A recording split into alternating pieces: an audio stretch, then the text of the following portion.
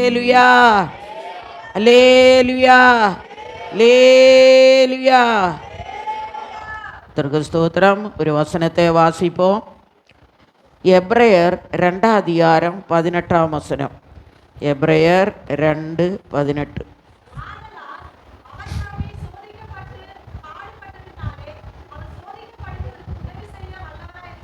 இரக்கமுள்ள தேவனே, உயிர் தெளிந்த கால வேளைக்காக நன்றியோடு துதிக்கிறோம்.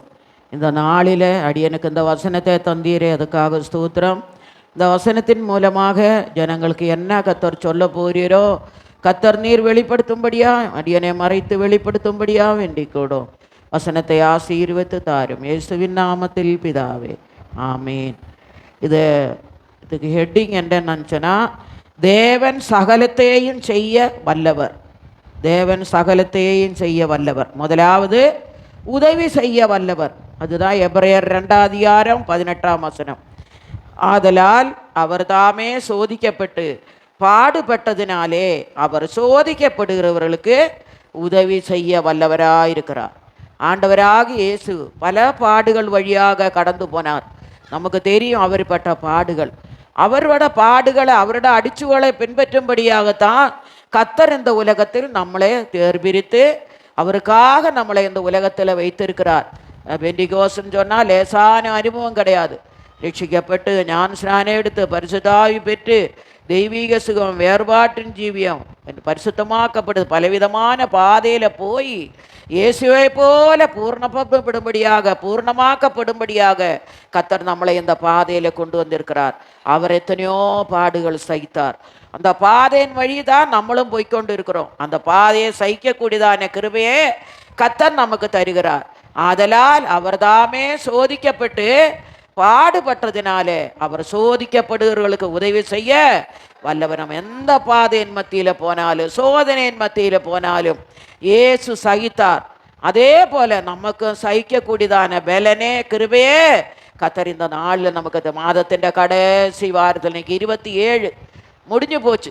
7ஆம் மாதம் முடிஞ்சு போச்சு. பாருங்களேன், அடுத்த 8ஆம் மாதம் எப்படி நொடியிடையில இயேசு வர்றது போல நொடியில பறந்துட்டே இருக்குது. நமக்கு முன்னாலே ஒரு பெரிய யுத்தத்தை கர்த்தர் வைத்திருக்கிறார். கர்த்தர் அந்த யுத்தத்தை நடப்பிக்கிறார். அதே போல ஆண்டவர் பாடுகள் சகித்தார். எவ்வளோ கஷ்டங்கள், எவ்வளோ நிந்தகள், எவ்வளோ அவமானங்கள். அவர்பட்ட பாடுகளை நமக்கு இந்த உலகத்தில் வைத்திருக்கிறார். பாடுகள் நிந்தகள் சகிக்கும் போது அதுக்கேற்ற பிரதிபலனே கர்த்தர் நமக்கு பரலோகத்தில் வைத்திருக்கிறார்.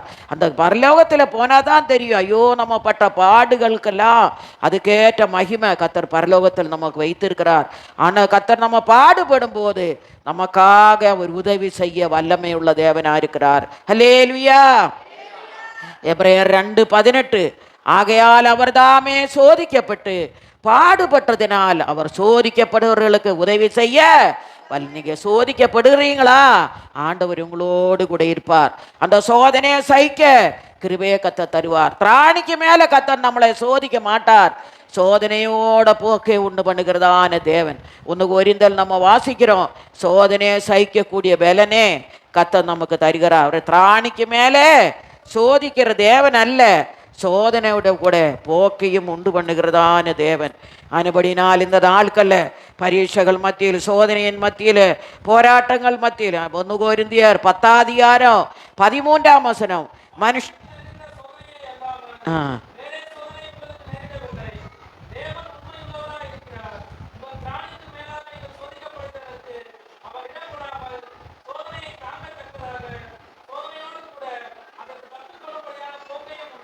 ஆமென். நம்மட சோதனையை சகிக்கக்கூடிய பலனே கர்த்தர் இந்த மாதத்தில், இந்த வாரம், கடைசி வாரத்தில் தந்திருக்கிறோம். இந்த வாரத்தில் என்ன சோதனை வரும் நமக்கு என்ன தெரியும்?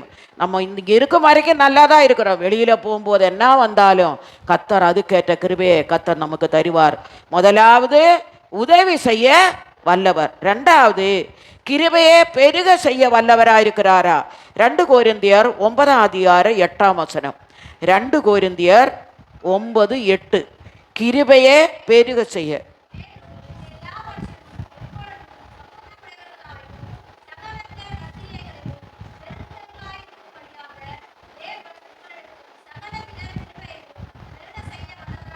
ஆமென். என்ன சோதனை வந்தாலும், கஷ்டங்கள் வந்தாலும் கர்த்தர் நமக்கு கிருபையை அதிகமாக தருகிறாரா. மேலும் நீங்கள் எல்லாவற்றிலும் எப்பொழுதும் சம்பூர்ணமுடையவர்களாகும் சகலவித நற்கிரியைகளினாலும் பெருகிறவர்களாயும் இருக்கும்படியாக தேவன் உங்களிடத்தில் சகலவித கிருபையையும் பெருக செய்ய வல்லவர். நமக்கு சோதனை வர வர கர்த்தர் நமக்கு அதிகமான கிருபையை தருவார். திராணிக்கு மேலே ஒரு நாளும் கர்த்தர் நம்மளை சோதிக்க மாட்டார். இப்போ எனக்கு ஒரு வியாதி வந்தால் கர்த்தர் அதை சகிக்கக்கூடிய பலனையும் கர்த்தர் எனக்கு தருவார். ஒரு சோதனை வந்தால் அதை எப்படி மேற்கொள்ளணும் அதுக்கேற்ற பலனையும் கர்த்தர். எல்லாருக்கும் பாடுகள் இருக்குது, கஷ்டம் இருக்குது, சோதனை இருக்குது. வேதனை இல்லாதவங்க ஒருத்தரும் கிடையாது. ஒவ்வொரு கேட்டு பார்த்தா தெரியும் என்ன கஷ்டம் இருக்குது, என்ன வேதனை இருக்குது, என்ன பிரச்சனை இருக்குன்னு. ஆனால் நம்ம எல்லாரையும் பார்க்கும்போது நல்லவங்களாக இருக்கிறோம். அதே போல நம்ம எல்லாவற்றிலையும் எதிர்த்து இருக்கக்கூடியதான பிரலனே என்ன சொல்ற கிருபையே பெருக செய்ய வல்லமே. நம்ம பாடுகள் வளர ஆகும்போது கர்த்தர் கிருபையே கர்த்தர் நமக்கு அதிகமான கிருபையை கர்த்தர் நமக்கு தருவாரா. கொஞ்சம் கிருபை இருந்தால் அதை தாங்க முடியாது, கொஞ்சம் கிருபை இருந்தால் அதை மேற்கொள்ள முடியாது. அதிகமான கிருபையை கர்த்தர் தருவார். ஒரு வியாதி வரும்போது கொஞ்சம் கிருபை இருந்தால் சகிக்க முடியாது.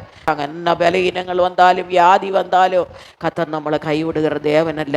சோதனையோட போக்கே உண்டு பண்ணுகிற சகிக்கக்கூடிய பலனே கர்த்தர் தருகிறார். அதே போல எனக்கு மட்டுமல்ல, எங்கட பிள்ளைகளாயிருக்க உங்களுக்கும் எந்த கஷ்டங்கள் வந்தாலும் பாடுகள் வந்தாலும் பலகீனங்கள் வந்தாலும் நோய்கள் வந்தாலும் அதை மேற்கொள்ளக்கூடிய பலனே கர்த்தர் உங்களுக்கு தருகிறவராயிருக்கிறார். முதலாவது நம்ம பாடுகளுக்கு ஏற்ற சகிக்கக்கூடிய ஆண்டவர் உதவி செய்கிற தேவனாயிருக்கிறார். அவர் உதவி செய்ய வல்லமை உள்ளவர். ரெண்டாவது கிருபையை பெருக செய்கிற தேவனாயிருக்கிறார். நம்ம திராணிக்கு மேலே கர்த்தர் நம்மளை சோதிக்க மாட்டார். நமக்கு சகிக்கக்கூடிய பலனையும் கர்த்தர் நமக்கு தருகிறவராயிருக்கிறார். அது மட்டுமல்ல, மூன்றாவது வாக்குத்தத்தங்களை நிறைவேற்ற வல்லவர். ரோமர் 4:21. ரோமர் 4:21 வாக்குத்தத்தங்களை நிறைவேற்றுகிற தேவன்.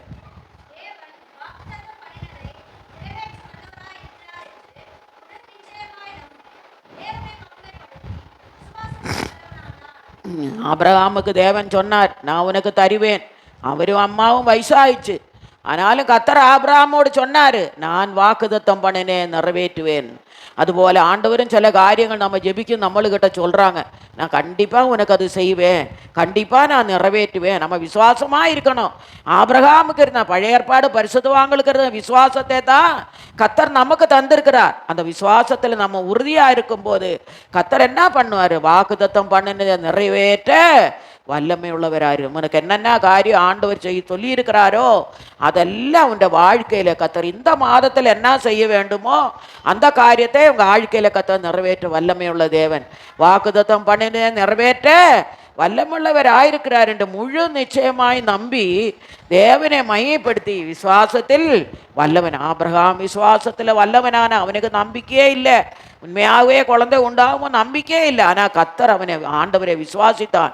விசுவாசத்தின்படி கர்த்தர் அவனுக்கு உதவி செய்தார். அதே போல் இந்த நாட்களோட ஐயோ நமக்கு இது எவ்வளோ நாட்களாக குழந்தை இல்லையே, கர்த்தர் நான் ஆண்டவரே தேடினேனே, கர்த்தரனுக்கு செய்யலையேன்னு கவலைப்படாதீங்க. அவரோட வேலை வரும்போது அவரோட கையில் நினைவு என்ன நமக்கு தெரியும். என் நினைவுகள் நினைவுகள் அல்ல, என் வழிகள் உன் வழிகள். அவரோட வழியில கர்த்தர் நம்மளை நடத்துறவராக இருக்கிறார்.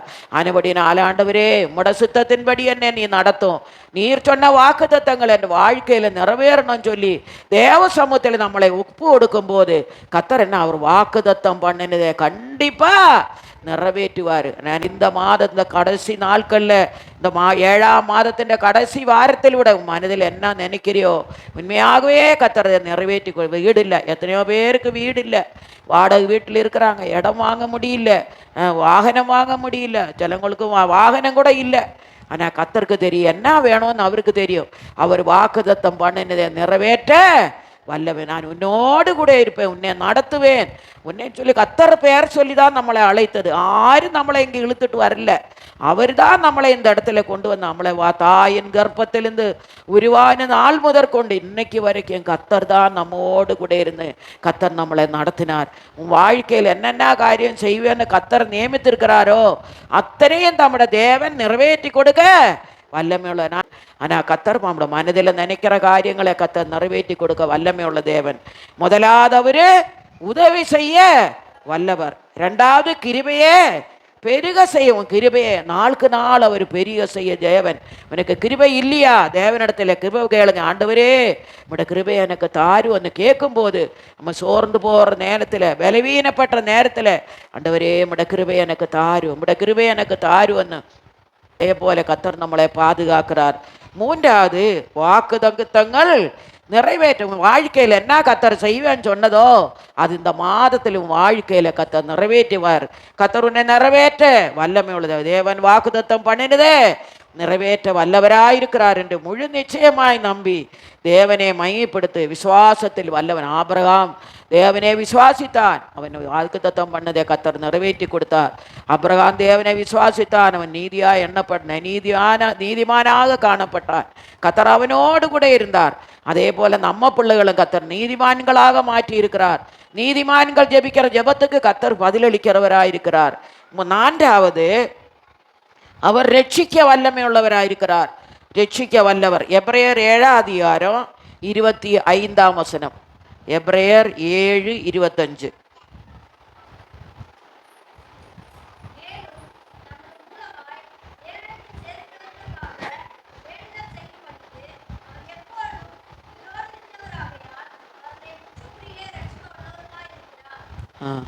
மேலும் தமது மூலமாய் தேவனிடத்தில் சேருகிறவர்களுக்காக வேண்டுதல் செய்யும்படிக்கு அவர் எப்பொழுதும் உயிரோடு இருக்கிறவராகையால் அவர்களே முற்றுமுடிய ரட்சிக்க வல்லமை உள்ளவராயிருக்கிறார். என்ன பண்ண? கர்த்தர் நமக்காக வேண்டுதல் செய்கிற தேவன். கர்த்தர் நமக்கு வேண்டுதல் செய்யும்படியாக அவர் பிதாவின் வலது பாசத்தில் நமக்காக எப்பொழுதும் பறந்து பேசிக்கொண்டே இருக்கிறார். ஒருவருக்காக அவர் பிதாவின் வலது பார்சத்தில் ஜெபம் பண்ணி கொண்டே இருக்கிறார். எனக்காக, உங்களுக்காக, உங்கள் பிள்ளைகளுக்காக ஒவ்வொரு நேரம் பரிந்து பேசி தேவனிடத்தில் அவர் வேண்டிக் கொண்டே இருக்கிறார். கர்த்தரிடத்தில் ஜெபிக்கிறதான்னு ஒரு ஜெபத்தின் ஆவியை கர்த்தர் நமக்கு தந்திருக்கிறார். இந்த அடுத்தது, ரட்சிக்க வல்லவர். கர்த்தர் இந்த நாட்களில் நம்ம தேவனிடத்தில் பறந்து பேசும்போது கர்த்தர் நமக்காக வேண்டுதல் செய்து கொண்டே இருக்கிறார். நம்ம வேண்டுதல் விண்ணப்பங்களுக்கு கர்த்தர் பதிலளிக்கிற தேவனாயிருக்கிறார். அவர் ரட்சிக்க வல்லமை உள்ள தேவன். தமது மூலமாய் தேவனிடத்தில் சேருகிறவர்களுக்காக வேண்டுதல் செய்யும்படிக்கு அவர் எப்பொழுதும் உயிரோடு இருக்கிறவராகையால் அவர்களை முற்றுமுடிய ரட்சிக்க வல்லவராயிருக்கிறாரா. அடுத்தது தப்புவிக்க வல்லவர். தானியேல் 3:17 வாசிங்க. தப்புவிக்க வல்லவர். தப்புவிக்க வல்லமையுள்ள தேவன். சாத்ராக் மேஷக் அபேந்திராவோடு கூட கர்த்தர் இருந்தார் அக்கினி சூளையின் மத்தியிலே.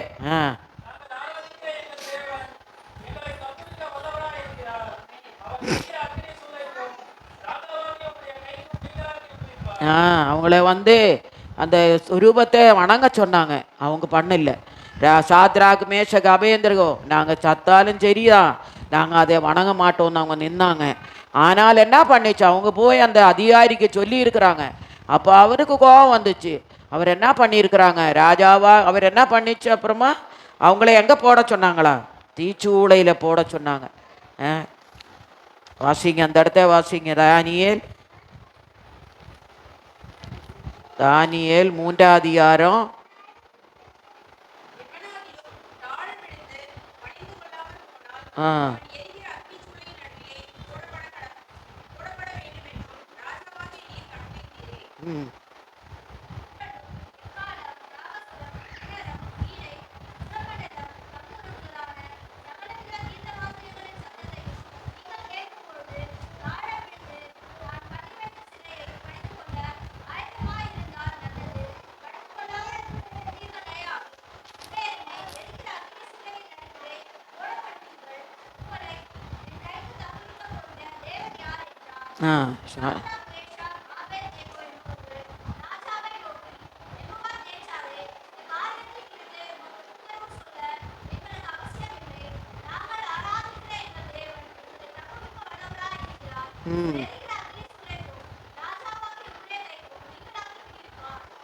ஜெயிக்காமற் போனாலும்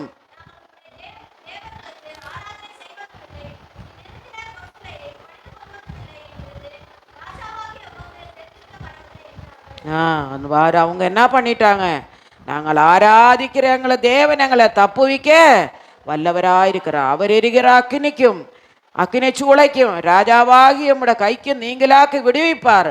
விடுவிக்காமற் போனாலும் நாங்கள் உம்முடைய தேவர்களுக்கு ஆராதனை செய்வதும் இல்லை, நீர் நிறுத்தின பொற்சிலையே பணிந்து கொள்வதும் இல்லை என்கிற ராஜாவாகி உமக்கு தெரிந்திருக்க கடவுது என்றார்.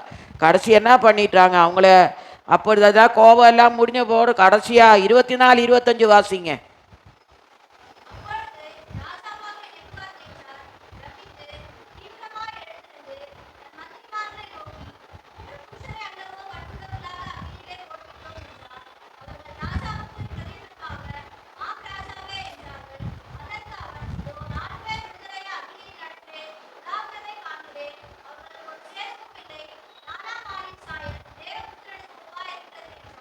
என்ன பண்ணியிருக்காங்க?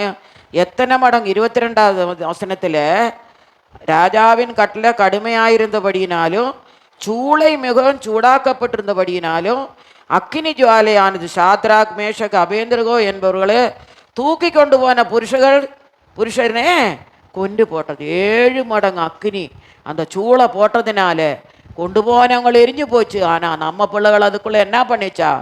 அவங்களுக்கு ஒரு சேதம் வரலையா? அவர் எப்படிப்பட்டவர் அவங்களுக்கு அண்டு கொள்ளும்படி கர்த்தர் உதவி செய்தார். அதே போல நாங்கள் ஆராதிக்கிற எங்களை தேவன் எங்களை தப்புவிக்க வல்லவராயிருக்கிறார். அவர் எரிகிற அக்கினி சூளைக்கும் ராஜாவாகி நம்முடைய கைக்கு நீங்களாக்கி விடுவிப்பார். இதே போல நமக்கு சோதனைகள் வரலாம், கஷ்டங்கள் வரலாம். ஆனாலும் நம்ம என்ன பண்ணுவோம்? நாங்கள் விசுவாசித்திர தேவன் இன்னார் என்று நாங்கள் அறிந்திருக்கிறோம். அவர் எங்களை தப்புவிக்க வல்லமை உள்ள தேவன். எங்களுக்கு எவ்வளோ பிரச்சனைகள் வரட்டும், நிந்தகள் வரட்டும், அவமானங்கள் வரட்டும், ஆனாலும் எங்களோட தேவன் எங்களோடு கூட இருந்து எங்களை தப்புவிக்க வல்லவராக இருக்குன்னு சொல்லி அந்த சாத்ராக்கு மேஷக் அபேந்திரகோளுக்கு இருந்த விசுவாசத்தை கர்த்தர் நமக்கும் தர வேண்டும். அவர் அந்த அந்த அடிச்சுடலை நம்மளும் இந்த நாட்களில் பின்பற்றி என்ன கஷ்டங்கள் வந்தாலும், போராட்டங்கள் வந்தாலும், சோதனைகள் வந்தாலும் மேற்கொள்ளக்கூடிய கிருபையை கர்த்தர் நமக்கு தர வேண்டும். அது 5வது தப்புவிக்க வல்லமை உள்ள சாத்ராக் மேஷக் அபேந்திரகோரோட கர்த்தர் இருந்தார். நம்மளும் எத்தனையோ சோதனையின் மத்தியில் போகும்போதும், அக்கினி சூளையின் மத்தியில் போகும்போதும், தானிக்கு மேலே நம்மளை சோதிக்கும் போதும் அந்த சோதனையை சகிக்கக்கூடியதான கிருபையை கர்த்தர் உங்களுக்கு எனக்கும் தருவார். அடுத்தது 6வது நிலைநிறுத்த வல்லமை உள்ள தேவன். ரோமர் 14:4. ரோமர் 14:4. நிலநிறுத்த வல்லமை உள்ள தேவன்.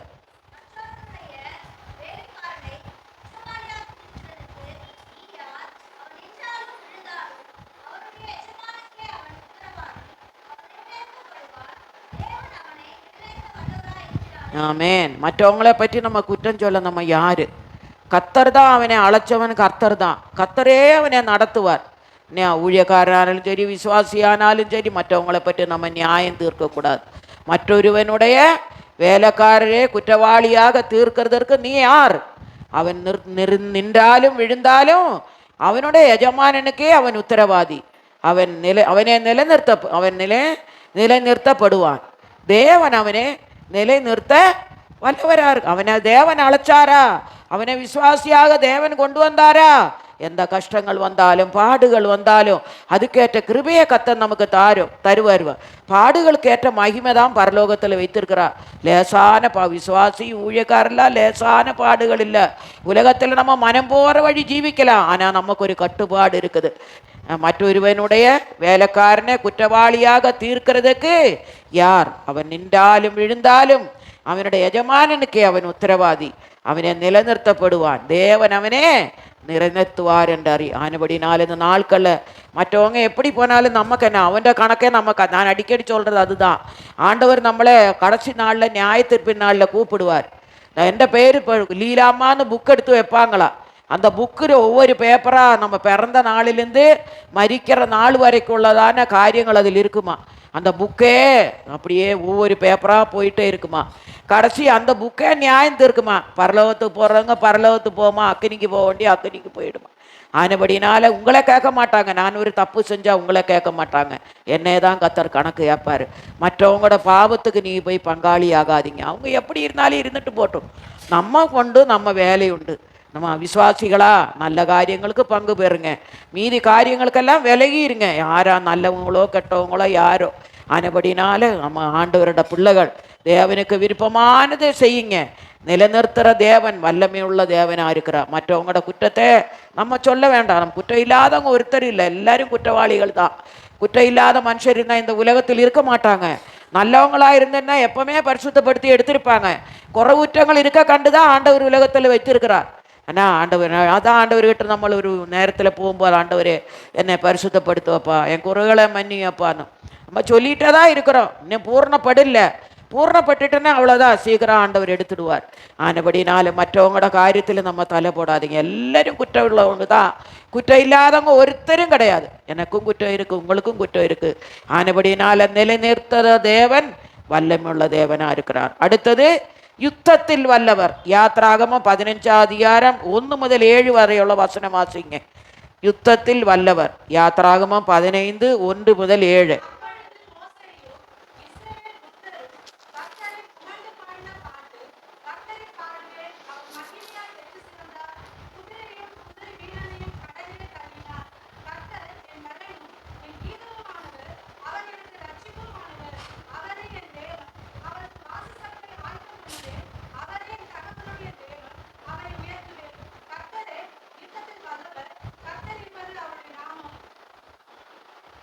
ம் 7 வரேம்மா.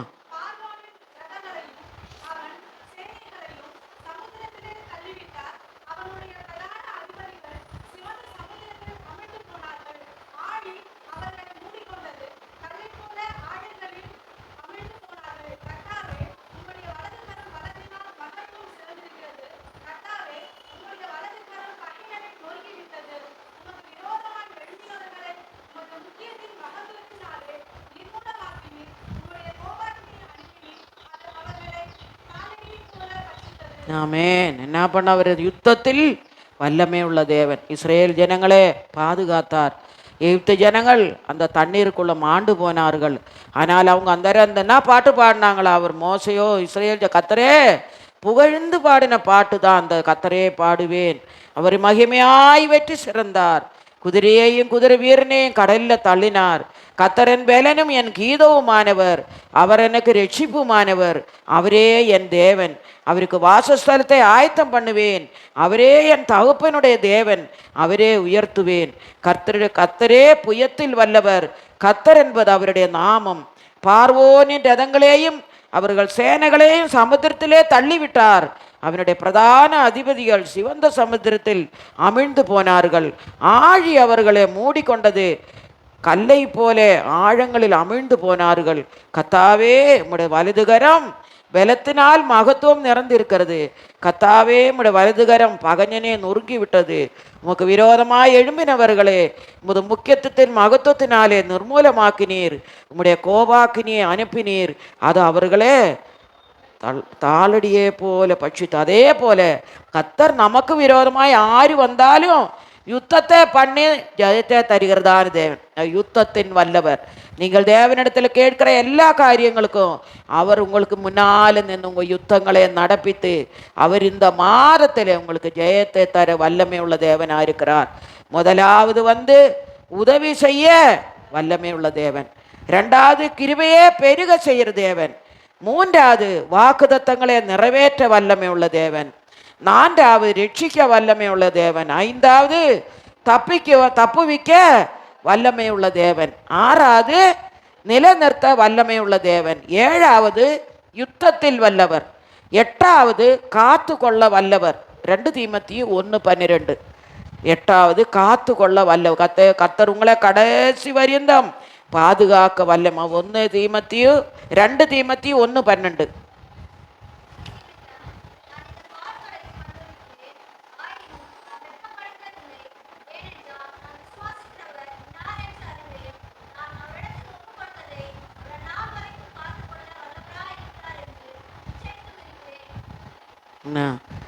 என்ன சொல்றாரு ஆண்டவர்?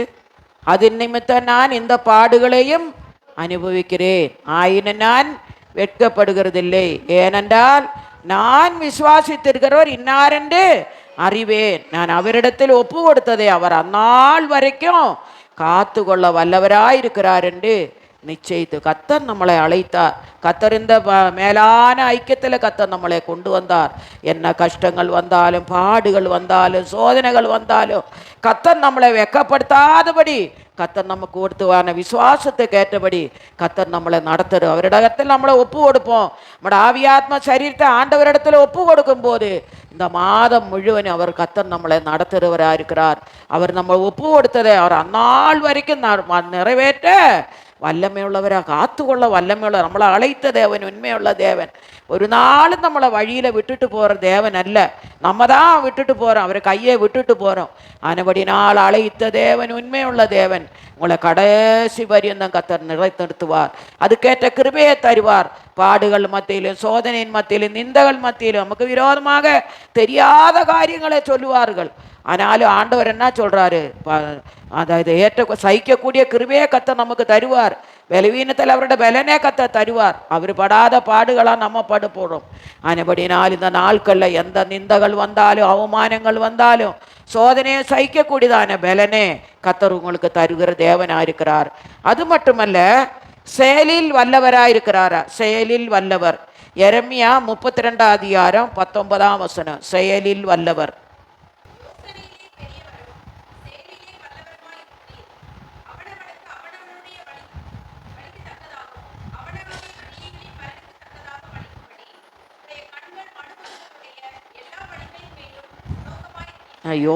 நம்ம பாட்டு பாடுறோம். யோசனையில் பெரியவரே ஆராதனை ஆராதனை, செயல்களிலே வல்லவரே ஆராதனை ஆராதனை.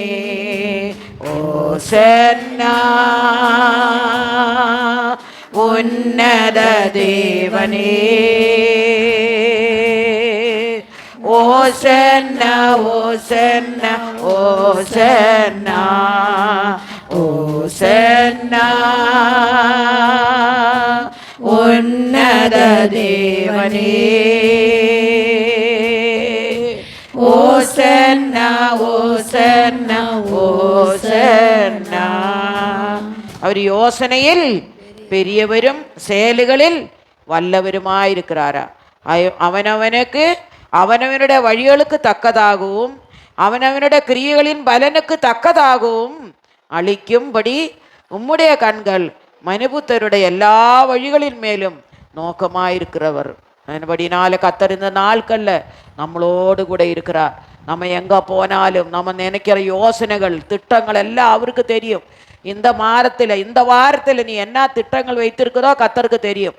அவர் உனக்கு முன்னால போய் யோசனைகளையும் திட்டங்களையும் நிறைவேற்ற வல்லமை உள்ளவராக இருக்கிறார்.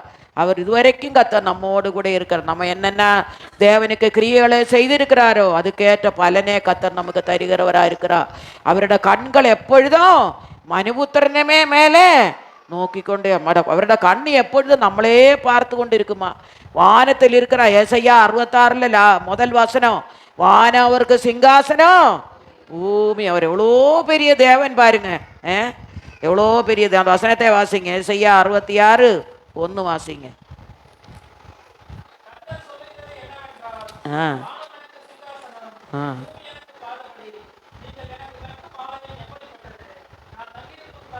கர்த்தர் எவ்வளோ பெரிய தேவன். ஒரு வானம் அவருக்கு சிங்காசனம், பூமி அவருக்கு எவ்வளோ பெரிய தேவனாக இருக்கிறார். அவர் நம்மளை அங்கிருந்து நம்மளை கண்ணோக்கி பார்த்துட்டு, என் பிள்ளை இன்னைக்கு எங்கே போகிறாங்க, என்ன வேலை செய்கிறாங்க, என்ன வேதனைப்படுற, இதெல்லாம் பார்த்துட்டே இருக்கிறாரு. அவர் நம்மளை ஒருபோதும் கைவிடுகிற தேவன் அல்ல. இதுவரைக்கும் நம்மோடு கூட இருந்தார். இந்த 7ஆம் மாதம் 27ஆம் தேதி வரைக்கும் கர்த்தர் நம்மோடு கூட இருக்கிறார். நம்முடைய எல்லா காரியங்களுக்கும் அவர் போதுமானவராயிருக்கிறார். போகையிலும் வருகையிலும் வேலை ஸ்தலங்களிலும் நீ எங்கெல்லாம் போகிறோமோ அந்த இடத்துலெல்லாம் கர்த்தரோட கண் உன்னே பார்த்து கொண்டு இருக்குது. தூர வட இந்தியா போனாலும் சரி, கேரளாவுக்கு போனாலும் சரி, இந்தியாவுக்குள்ளே இருந்தாலும் சரி, எங்கே இருந்தாலும் அவரோட கண்ணு நம்மளே பார்த்து கொண்டு இருக்கிறார். நினைக்கிற காரியங்கள் அவர் உனக்கு நிறைவேற்றி வேலை இல்லையா, ஆண்டவரே எனக்கு ஒரு வேலை இல்லையாப்பா, எனக்கு ஒரு நல்ல வேலையை கொடுப்பா, அதிகாரி கண்கள் எனக்கு தயடக்க செய்யுங்க, ஜெபிச்சுட்டு போங்க.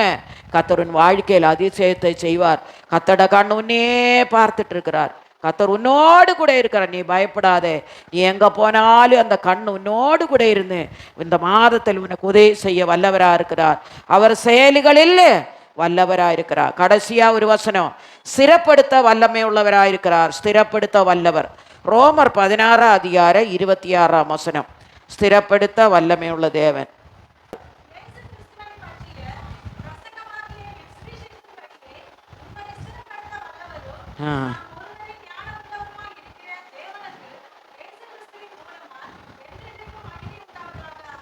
ஆமே, அவர் ஸ்திரப்படுத்த வல்லமை உள்ளது. ரோமர் 16:26 அவர் ஸ்திரப்படுத்த வல்லமை உள்ள தேவன்.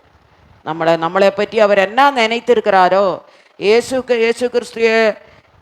கிறிஸ்துவை பற்றிய பிரசங்கமாகிய சுவிசேஷத்தின்படியே உங்களை ஸ்திரப்படுத்த வல்லவரும் தாம் ஒருவரே ஞானமுள்ளவருமாயிருக்கிற தேவனுக்கு இயேசு கிறிஸ்துவின் மூலமாய் என்றென்றைக்கும் மகிமை உண்டாவதாக. அவர் நம்மளை ஸ்திரப்படுத்துவார். கத்தர் நம்ம கொடுத்தான இந்த ஐக்கியத்துக்காக, கத்தர் நம்ம கொடுத்த விசுவாசத்தில் எந்த கஷ்டங்கள் வந்தாலும், பாடுகள் வந்தாலும், சோதனைகள் வந்தாலும், இந்த மாதத்தின் கடைசி வாரத்தில் நம்ம வந்திருக்கிறோம். இந்த வாரத்தில் என்னென்ன வருவோன்னு ஆண்டவருக்கு ஒருத்தருக்கு தான் தெரியும். ஆனால் ஆண்டவர் என்ன சொல்றாரு? உன்னை நான் ஸ்திரப்படுத்துவேன், உறுதிப்படுத்துவேன், நீ பயப்படாதே, நான் உன்னோடு இருப்பேன் சொல்லியிருக்கிறார். 10 காரியங்களை நான் சொன்னோம். தேவன் சகலத்தையும் செய்ய வல்லவர். முதலாவது உதவி செய்ய வல்லவர், கிருபையை பெருக செய்ய வல்லவர், வாக்குத்தத்தங்களை நிறைவேற்ற வல்லவர், ரட்சிக்க வல்லவர், தப்புவிக்க வல்லவர், நிலநிறுத்த வல்லவர், யுத்தத்தில் வல்லவர், காத்துக்கொள்ள வல்லவர், செயலில் வல்லவர், ஸ்திரப்படுத்த வல்லவர். இந்த வசனத்தின்படி கத்தர் இந்த வாரம் முழுவதும் உங்களோடு கூட இருந்து உங்களை வழி நடத்துவாராக.